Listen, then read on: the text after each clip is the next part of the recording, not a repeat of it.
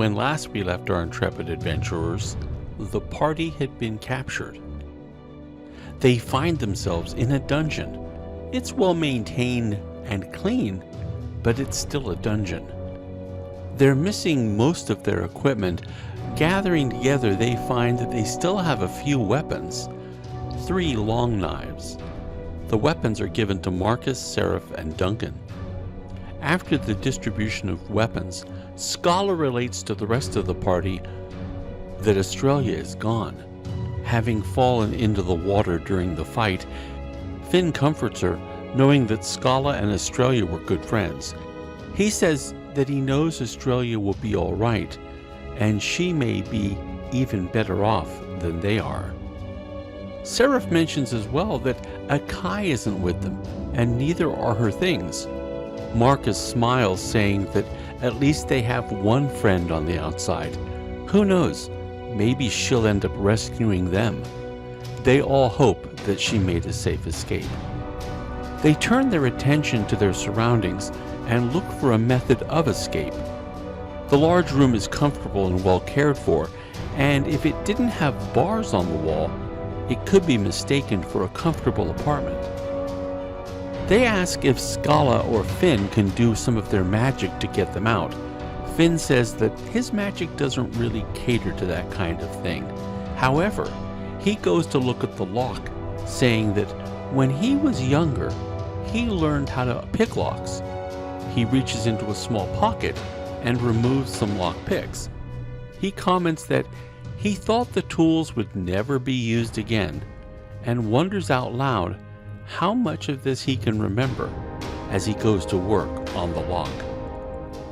Scala says that there's a miasma in this cell that is dampening her powers. She seems to be able to do some spells, but most of her repertoire of magic won't work. Marcus says that he's seen these kinds of cells before. He believes that these are the royal cells meant for special prisoners. Seraph wonders if they should feel complimented being put in special cells. Marcus continues that if they are the royal cells, then they are in the heart of the castle, close to the Jacquenis.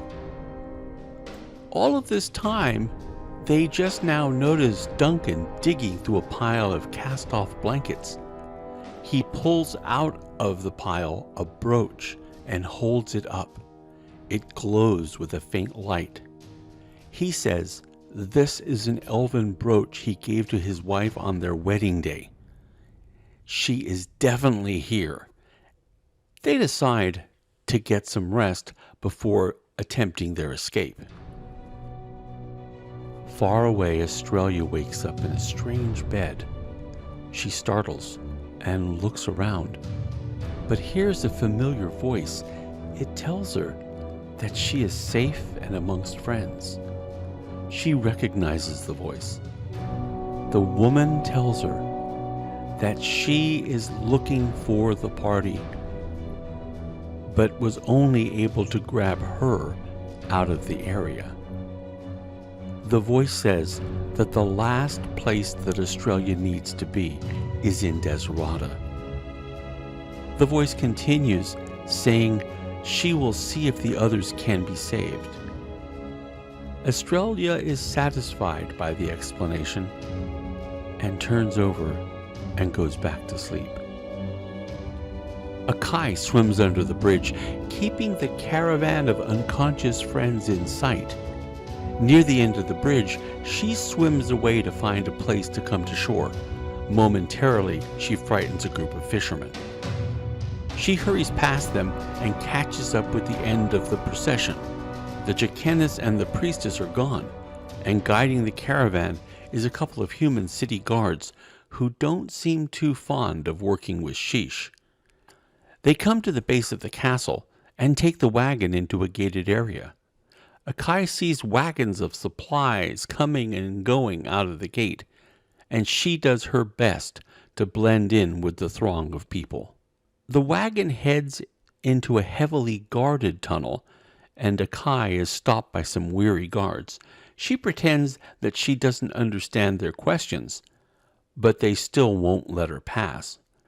She ends up going back and blending in with the other people, and she sees several small, less used tunnels near the big one, and tries one of them, hoping it'll eventually merge with the large one. This tunnel slopes up.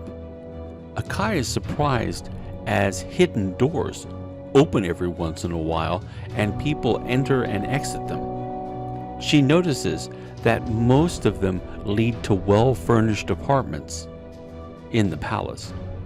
She continues on, and the tunnel comes to a dead end.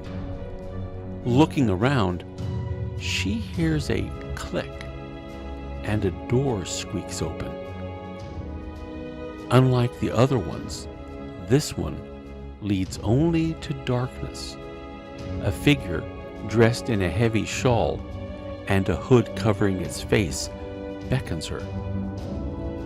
The figure slightly pulls back its hood, and Akai is at first confused, but then breaks into a broad grin as she realizes that she has found an ally and an old friend to help them out of their predicament.